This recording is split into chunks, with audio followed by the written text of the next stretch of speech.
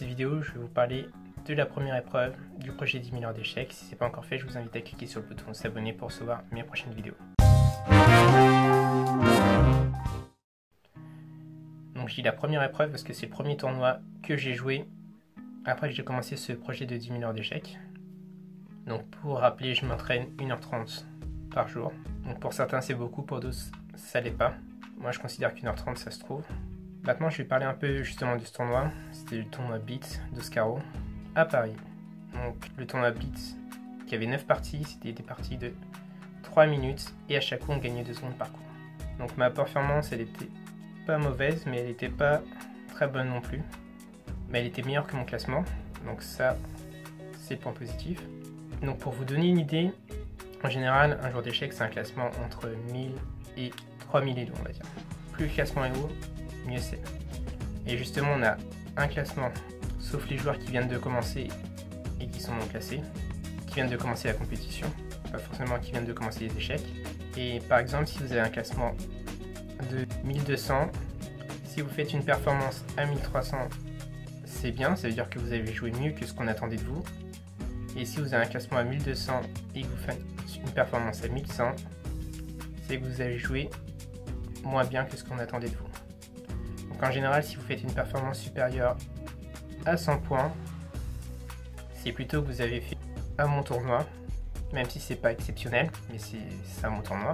Si vous avez fait 100 points de moins, c'est que vous avez fait justement un mauvais tournoi, mais pas si mauvais que ça. Si vous faites une performance à votre classement, c'est que vous avez fait le résultat attendu en fait. Et justement, je vais vous parler étape par étape de mon tournoi, de mon ressenti des parties. Bien sûr, j'ai pas les parties en tête, ma mémoire n'est pas si bonne pour me rappeler des 9 parties. Par contre, je peux vous dire ce que j'ai ressenti et vous faire partager un peu mon expérience. Donc je vous dis à tout de suite pour voir mon résumé du tournoi. Donc il y avait 226 joueurs, donc j'ai fini à la 152e place. Donc là c'est un peu mon parcours, vous pouvez le voir sur cet écran. Donc la première partie j'ai joué contre un joueur qui a 2290 Elo. Donc moi j'ai un classement à 1700. Généralement quand il y a 300 points d'écart, c'est-à-dire qu'il y a très peu de chances de gagner la partie. Et 400, ça relève de l'exploit. Mais c'est toujours possible les échecs. Et comme j'ai déjà dit, en blitz, c'est des parties très rapides et inférieures à mon classement en partie lente et légèrement inférieures parce que j'ai que 100 points en moins. Donc dans la première partie, on a joué, je pense, une dizaine de coups, presque proche du 20e coup. Donc ce que j'ai fait, c'est qu'à un moment, j'ai fait une erreur et je perds du matériel sans compensation. J'ai toujours un peu de jeu. Je dois réfléchir justement pour pas perdre tout de suite et créer des problèmes, ce que j'arrive à faire, mais le problème c'est que j'ai consommé beaucoup de temps et qu'à la fin mon adversaire me dit que j'ai perdu autant, donc je regarde la pendule et là je me dis que c'est pas possible. Mais bon, à défaut sa position il avait l'avantage et forcément je devais réfléchir. Dans la deuxième partie, j'ai joué contre un fort joueur sympa, mais qui lui aussi avait perdu à la première partie. Ce qui est étrange, on avait perdu tous les deux autant. Et justement, on a joué notre partie, donc c'était une partie intéressante. Je pense que j'étais légèrement moins bien. En fait, il m'a posé tellement de problèmes que j'ai dû réfléchir et je suis tombé autant. C'est un peu dommage, mais ça fait partie du jeu. Donc bravo à lui. Et bravo à mon premier adversaire aussi. Ensuite, la partie numéro 3, c'est ma première victoire. Donc c'était un joueur qui n'était pas classé. Donc là, j'étais favori, mais tout simplement parce qu'en fait, il n'a pas fait assez de parties pour avoir un classement dans les tournois rapides. Et super sympa, justement, on a parlé après la partie. Lui aussi, il reprenait les échecs. Donc moi, je reprenais à cette cadence-là en tournoi, mais il reprenait les échecs. Et partie assez équilibrée, il avait plutôt bien joué. Donc à un moment, petit réflexe, je regarde la pendule. Je vois que je suis moins bien, donc je me dis, bon, il faut que je me presse parce que sinon, je vais encore perdre de temps. Ce serait un peu dommage. Et justement, je joue quelques coups, la position est plus ou moins égale. Un petit avantage de mon côté. Et ensuite, à un moment, il fait une erreur. Il me laisse une pièce sans compensation. Parce que justement, il faut qu'il gère avec le temps. Et on n'avait plus trop de temps tous les deux. Donc moi, j'ai pris. Et après, je réussis à convertir la position en gain. Et j'étais plutôt content d'avoir gagné, mais pas trop content de la manière. Mais content d'avoir gagné quand même. Dans la partie numéro 4, donc je joue aussi un maître ukrainien. Donc voilà, ça m'a rappelé un peu mon voyage en Ukraine. Partie intéressante. Je pense que je suis plutôt fier parce que la partie était équilibrée. Mais à la fin, quand il me restait très peu de secondes, j'ai dû jouer vite, j'ai moins réfléchi. Et ensuite, je la perds autant. Après, ma position a commencé à devenir difficile à jouer, mais finalement, c'était pas si mal que ça. Donc finalement, contre les bons joueurs, là, je suis pas trop déçu. On va dire que mon entraînement m'a porté ses fruits, mais le problème, c'est que j'étais pas assez rapide, donc je calcule pas assez vite les variantes. Ensuite, pour la partie numéro 5, j'ai joué un joueur un jeune. Donc il a plutôt bien joué, la partie était égale jusqu'à la fin. Et à un moment, il n'avait plus trop de temps et il a fait une grosse bêtise. Après, la position était techniquement gagnante et je l'ai gagné. Il n'y a pas grand chose à dire. Peut-être que je méritais pas le gain en entier, mais on m'a pu faire match nul. Mais après, bon, le temps fait partie du jeu. Ensuite, donc j'ai joué contre Anaël, ouais. À un moment, je suis arrivé dans une situation intéressante, justement. C'est que j'ai joué un coup automatiquement. Et après, j'ai réfléchi. Et je me suis rendu compte que elle avait un coup. Et ça me forçait à perdre une pièce. Malheureusement pour moi et heureusement pour elle, elle l'a vu. Ce qu'elle a confirmé après la partie. Ou sinon, j'essayais de trouver le meilleur moyen d'avoir une position perdante, mais la moins perdante possible.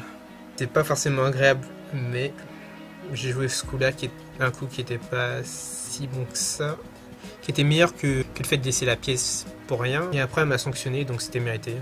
Ça m'apprendra à jouer à des coups impulsifs. Elle a mérité sa victoire et bravo à elle. Donc ça, c'est une leçon à tirer, justement. Bien vérifier que notre adversaire n'a pas de contre-jeu. Ensuite, j'ai joué la partie suivante contre un joueur que j'avais déjà joué il y a quelques années. Donc c'était Emile. On avait fait partie nulle à l'époque. Donc c'était en cadence longue, si je me souviens bien. Et là, ce qui s'est passé, c'est que ça faisait un moment qu'il n'avait pas joué aux échecs depuis qu'il avait arrêté la compétition depuis 7 ans. Donc son tournoi n'était pas terrible. Les miens non plus d'ailleurs. C'est pour ça qu'on s'est rencontrés à ce moment-là. Une partie assez intéressante. Après, j'obtiens un petit avantage. J'ai du mal à le convertir. À un moment, il fait une petite erreur et il me laisse la qualité. Enfin, il me laissait de la qualité, mais le problème, c'est qu'il n'a pas défendu, donc ça m'a fait gagner une pièce. Après, on avait très peu de temps tous les deux. Et j'ai eu du mal à convertir à la position en 1, mais je finis par la gagner, donc je suis plutôt content parce que ça me sauve un peu mon tournoi qui était catastrophique. Donc là, à ce moment-là, donc juste avant la partie, je devais avoir 1-2, j'avais 2 sur 6. Ce que je considère pas bon. Là, j'étais à 3 sur 7, ce qui est un peu mieux. Ensuite, ce que j'ai fait, c'est que j'ai joué contre un joueur de vendreux échec. Je connais pas spécialement. Donc la partie était intéressante. En fait, là, c'était égal. Il y a un moment, il s'est mis à réfléchir. Et à la fin, il avait plus beaucoup de temps pour jouer. Bon, c'est vrai qu'à chaque fois, on gagne 2 secondes, mais c'était assez difficile. Alors que la position était... J'avais rien de spécial. Donc lui, il a réfléchi pas trop longtemps, parce qu'il devait jouer pour pas perdre autant. Ensuite, c'est moi qui me suis retrouvé mal au temps. À un moment, on était mal tous les deux au temps. Mais j'ai profité du fait qu'il soit mal au temps pour prendre un petit avantage. Et ensuite, on n'a pas joué de manière précise, parce qu'on était très mal au temps tous les deux. Et à la fin, la finale était gagnante pour moi, donc... Il avait une petite chance de contre-jeu, mais en fait ça passait pas. Donc je l'avais vu et quelques coups plus tard il abandonne. Et là je suis à 4 sur 8. Donc là c'était plutôt un bon tournoi.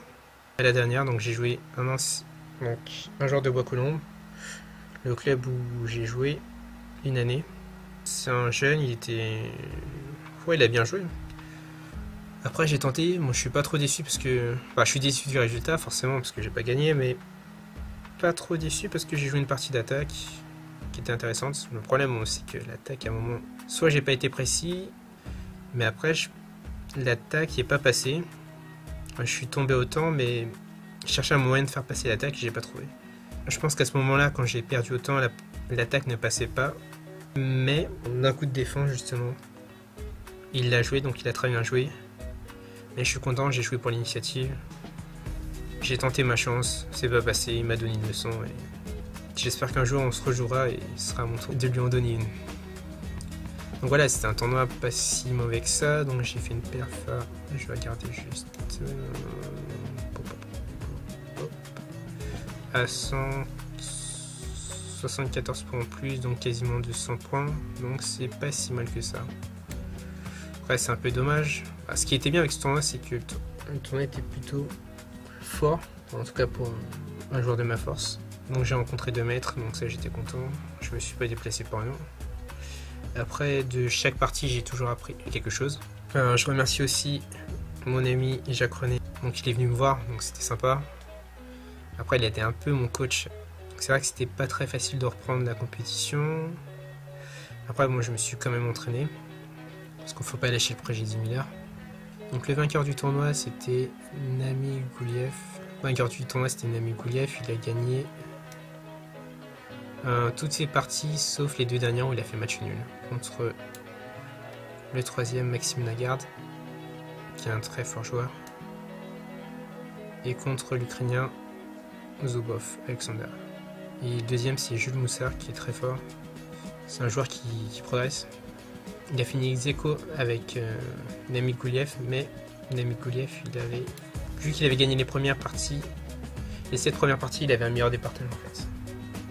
Et Jules Moussard est très fort tactiquement, enfin dans tous les domaines du jeu. Sinon c'était bien parce qu'il y avait pas mal de forts joueurs. Sinon il y avait pas mal d'amateurs aussi, en tout cas fort comparé à moi. Donc c'était la première épreuve, donc on va dire que le résultat est pas parfait. À la fin du tournoi j'étais déçu, mais ça c'est le problème, c'est que des fois on regarde pas le bon côté. Déjà ce qui est bien c'est que j'ai pas fait de contre-performance. Voilà, j'ai vu un ami aussi, donc c'était bien, que j'ai pas vu pendant un long moment.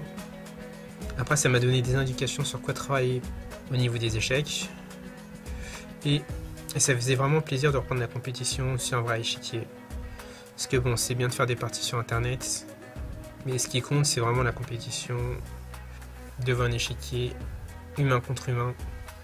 Et c'était un bon test parce que c'était un tournoi rapide, même si le résultat n'était pas ce que j'espérais dès le début.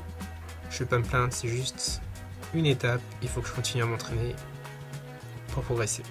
Donc si cette vidéo vous a plu, cliquez sur j'aime, n'hésitez pas à la partager. Je vais vous donner mon cadeau de bienvenue qui est un ebook si vous allez sur mon blog pour initier votre enfant au jeu d'échecs avec un petit budget. Mais surtout, je vais vous offrir une vidéo bonus où j'explique comment faire pour gagner 50 points feed en un tournoi. À bientôt.